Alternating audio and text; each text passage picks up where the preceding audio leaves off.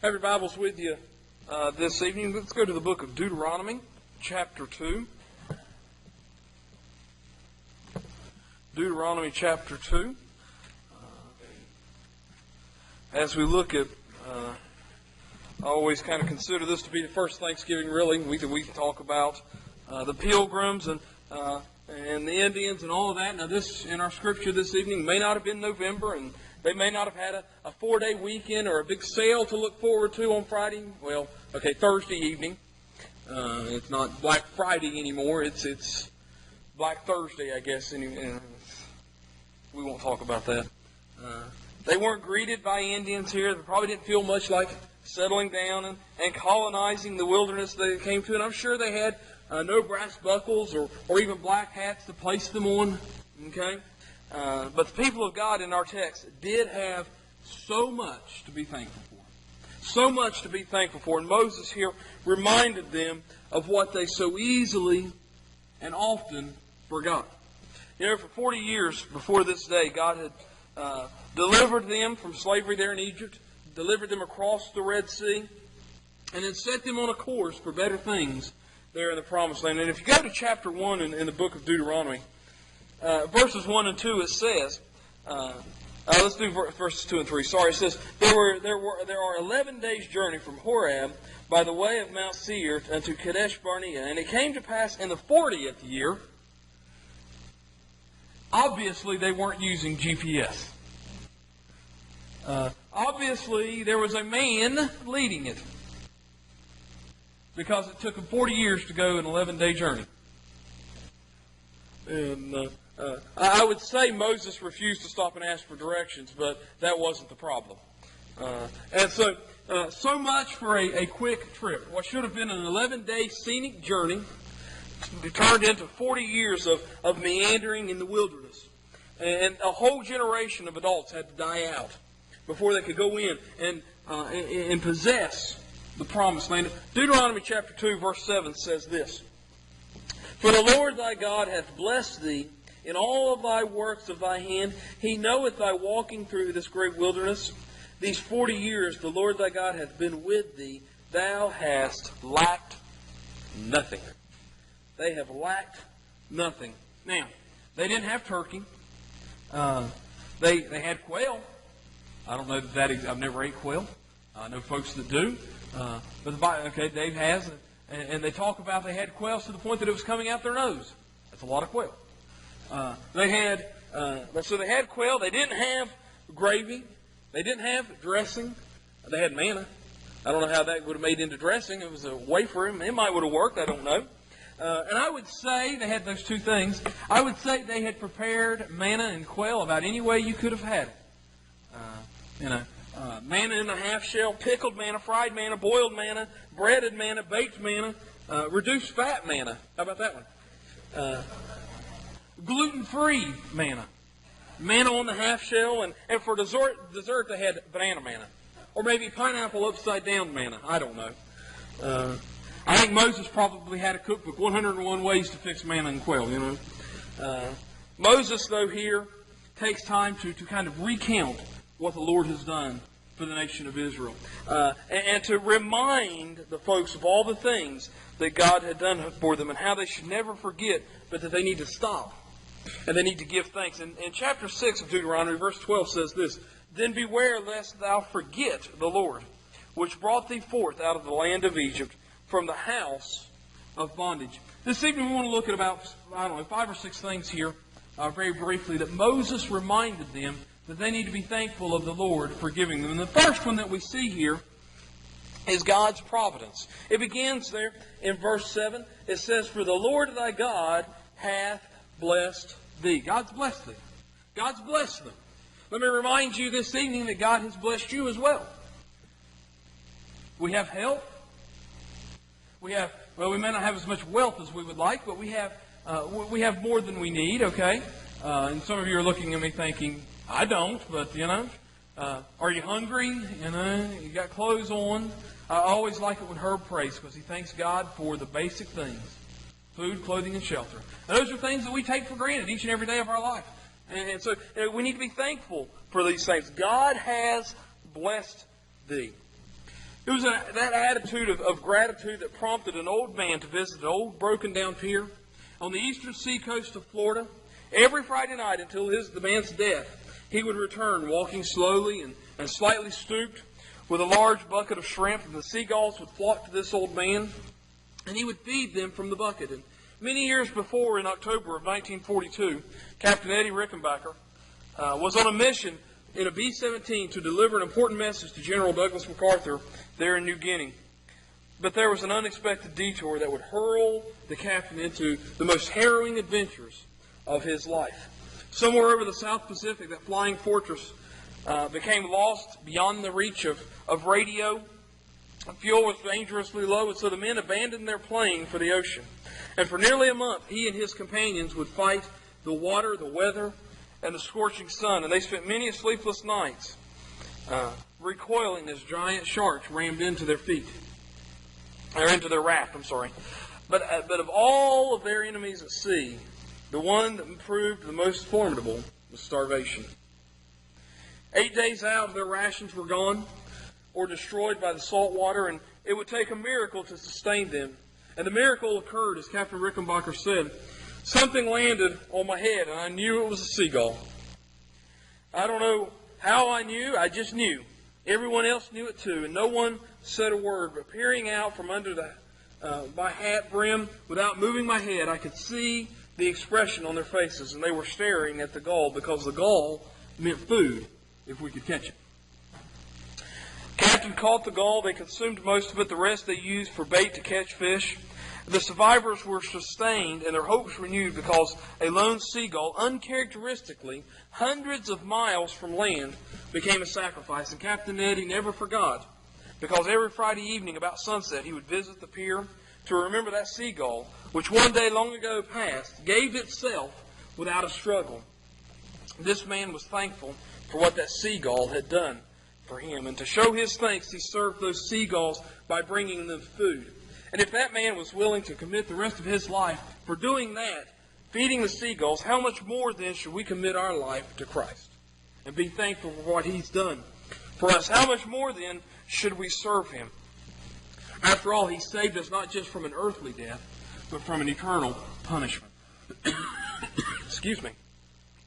And see, God in his providence has always, as we sang this evening, taken care of us. He's always taken care of us. Now, will we now make him a return commitment? Don't just mind your own business. Don't just kind of hang out and do what we want to do, but make the Lord's business the desires of our heart for the remainder of our life. There's a saying, do your giving while you're living. And that's what we're talking about this evening. And remember, there's only one life. 'Twill soon be past. But what is done for Christ will last. So this evening, we need to be thankful for God's providence. The second thing I want you to look at is there in verse 7 as well. It says, for the Lord thy God hath blessed thee in all thy works of thy hand. He knoweth thy walking throughout this great wilderness. God's perception. He knows. God knows. There in the 103rd Psalm in verse 14 it says, for he knoweth our frame, he remembers that we are dust. And in the 139th Psalm it says this, O Lord, thou hast searched me and known me. Thou knowest my down sitting and my uprising. Thou understandest my thoughts afar off. Thou compassest my path and my lying down, and art acquainted with all of my ways. And over in the New Testament, over Matthew chapter 6, it says in verse 8, your Father knoweth what things you have need of before you ask. God made us. If I go out and my truck is a half-ton pickup truck, I don't put that designation on it. That doesn't tell me how much it weighs. That tells me how much it can handle. If I go out and I put 2 tons on it, it's not going to handle that kind of a weight. The Lord knows us. It says there in the 103rd Psalm, he knows our frame. Let me remind you this evening, he knows what you can handle. And he knows what you can't handle. He knows when too much is too much. And he's never going to put on you more than you can handle. But there's a caveat to that. Through him. There's not a whole lot I can do in and of myself. But there's a whole lot that I can handle with Christ holding me up. And it's that way with us. God made us. He knows us inside and out. But what we need to remember this evening is our perception is different than God's. Our perception is different from God's. And we forget all the benefits of God so easily. We forget those things. And surely we must come across as Him like, what have you done for me lately, Lord? The story is told of two old friends who bumped into one another on the street one day. And one of them looked so forlorn, almost on the verge of tears. And his friend asks, "What has the world done to you, my old friend?" And the sad fellow said, "Well, let me tell you, 3 weeks ago an uncle died." "Oh, I'm sorry to hear that. And he left me $40,000. He says, "Well, that's a lot of money." He says, "Yes, but 2 weeks ago a cousin I never knew died and left me $85,000. Sounds like you've been blessed. Oh, you don't understand. Last week my great aunt passed away and I inherited almost $250,000. Now the man was really confused and says, "Well, then why do you look so glum?" He said, "This week I've gotten nothing." And that's kind of the way we are, isn't it? That's kind of the way that we are. And that's the trouble with receiving something on a regular basis. Even if it is a gift, we begin to expect that. And so when God does something for us, we've come to expect God to do something for us. And we're not thankful for what He's done for us many times. What have you done for me lately? That's kind of the mentality of our nation today, an entitlement mentality. America is so blessed, and we live in a land of plenty. The problem is we've taken that for granted, and we expect it to be that way, to the point that we begin to complain when we don't get our way. 103rd Psalm, I read to you verse 1, verse 2 says, "Bless the Lord, O my soul, and forget not all His benefits." Forget not all of His benefits. God's perception. He knows us. Do you know what He's done for you? Do you know what He's done for you? And then the third thing I want you to look at here in verse 7. "For the Lord thy God hath blessed thee in all the works of thy hands. He knoweth thy walking through this great wilderness these last 40 years. God's plan. We need to be thankful for God's plan in our life. He says there in verse 7 that He knows thy walking. He knows thy walking. The 37th Psalm in verse 23 says this, "The steps of a good man are ordered by the Lord, and He delighteth in His way." In the year of 2000, a devastating flood came through the country of Mozambique, and families were separated as they fled from the rising waters. The death toll rose as the floods receded, and bodies were discovered that had been submerged. Some counts were in the thousands. And one Mozambique minister named Samuel Neftal gave thanks to God and mosquitoes for his survival. As Samuel Neftal, along with 16 other people, clung tightly to the limbs of a tree for 2 days, he began to preach.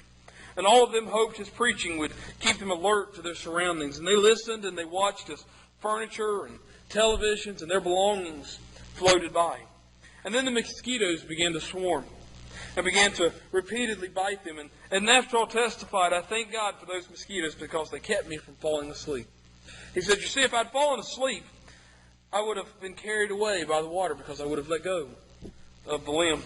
And he and the others hung in there and hung onto those limbs and were finally able to wade to safety as the waters receded. Now, I don't know about you guys, but it's not very often I'm thankful for mosquitoes. And they've ruined many a late summer evening. You know what? I sometimes wonder why it was necessary for Noah to even bring them over. There's a few things that I wonder about like that. But God had a plan, has a plan at all times, whether we recognize it or not. Will we trust the plan that He has for us? And then the fourth thing I want you to look at this evening, here in verse 7, "For the Lord thy God hath blessed thee in all thy works of thy hand. He knoweth thy walking through this great wilderness these last 40 years. God's purpose in our life as they walked through that great wilderness, God had a purpose for why they were doing that. Chapter 8 of Deuteronomy, verse 2 says this, "And thou shalt remember all the way which the Lord thy God led thee these 40 years in the wilderness, to humble thee, and to prove thee, and to know what was in thine heart, whether thou wouldest keep his commandments or not. See, the Lord knows what he's doing. And sometimes we question, Lord, why did this happen? Why did that happen? Why do good things happen to bad people? That's a popular question that we like to ask. Let me remind you, God's got a purpose for our life. Thing is, we don't always know why. I've used the example before. God's plan and God's purposes for our life is kind of like that old Polaroid camera. You take the picture, and then it spits it out, and it's a real milky, cloudy look. But as you sit there and you wave it, or you watch that picture develop, that's kind of like the plan that God has in our lives. And all of a sudden, as that picture comes into focus, we begin to see why things happened years ago that are moving into that way. And that picture comes into focus, and we realize what God's plan is for our life, what God's purpose is for our life, and why we go through struggles, why we go through hardships, why we go through the bad times, the good times. And we realize that God had a purpose for our life that we didn't realize. We need to be thankful for God's purpose in our life. Whether we know it today or not, what His purpose is, we need to be thankful that God's got a purpose for each and every one of us. See, the Lord knows what He's doing. His plan is the vehicle that brings His purpose in our lives. He is teaching us at all times. And you know what? Sometimes we seem to learn the most in the desert of our days. We need to be thankful for God's purpose. The fifth thing we need to be thankful for this evening is simply this: God's patience. It says there that they were in the wilderness for 40 years. He knoweth thy walking through this great wilderness these 40 years. Over in Acts chapter 13, verse 18, it says, And about the time of 40 years suffered he their manners in the wilderness. That's a good verse. Suffered he their manners. If you remember probably 2 years ago, we went through the book of Exodus, and I don't know how many times we lost count. Was there this phrase? And they murmured against Moses and against God. They complained. They complained. When it comes to patience, our God is the ultimate. Why does He put up with us? Why does He put up with me? How can He still be, as the kids sing, working on me? How can He be willing to do that? How can He want to do that? And yet He still has a plan and a purpose for me. How patient He is. How patient He is. And to truly be thankful, we need to only be thankful. Thinkful. We need to be thankful. Think, and it won't take long to see that God has blessed you richly. Think, and it won't take long to see that He is patient with us. He's long-suffering.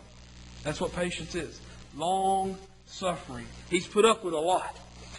He's been there all the time, waiting patiently in line. We need to be thankful that God is patient. The sixth thing I want you to look at this evening is God's presence. He followed them. He led them. A pillar of cloud by day and a fire by night. He led them. God's presence in their life. Matthew 28:30 says, Lo, I am with you always. It goes on to say, even unto the ends of the earth. In Hebrews chapter 13, verse 5, it says, I will never leave you nor forsake you. I always think about Jim when I read that verse. Jim tells the story of when he was first saved.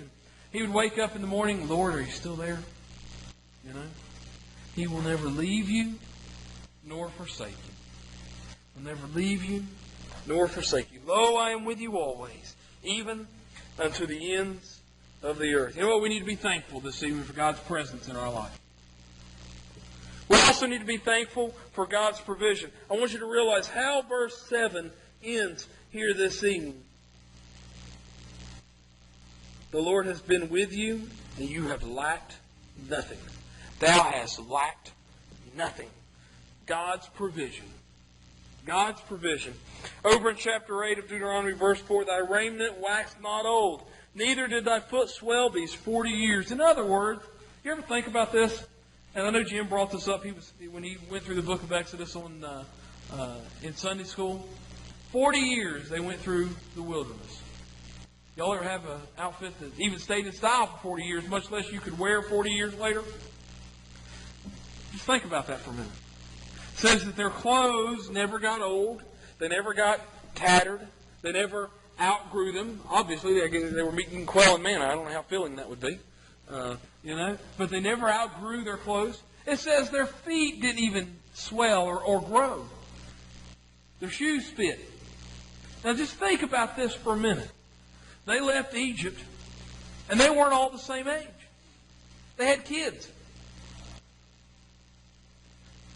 The other day, Leanne called me and said, "What size shoes do the kids wear?" And I had to go and look. They changed so fast.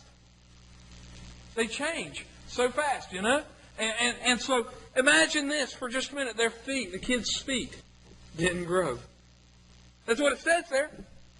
And just that thought, that it's hard for us to fathom. There's God's provision for them. 34th Psalm said, "The young lions do lack and suffer hunger, but they that seek the Lord shall not want for any good thing." We won't be in want, is what he says. God's provision. Will we be thankful, or will we be like the nine of the 10 lepers over there in Luke chapter 17? You guys know the story. There was 10 lepers, and Jesus came in and he healed all 10 of them. But how many of them came back and said thank you? One. Even Haley knew that story, Carol. Only one did. Only one came back and said thank you.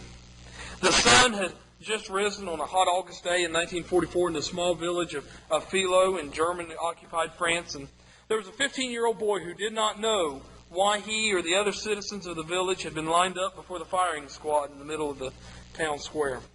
Perhaps they were being punished for harboring a unit of underground freedom fighters. All the boy knew was that he was about to die. And as he stood before the firing squad, he thought back to the carefree days of his early childhood before the war.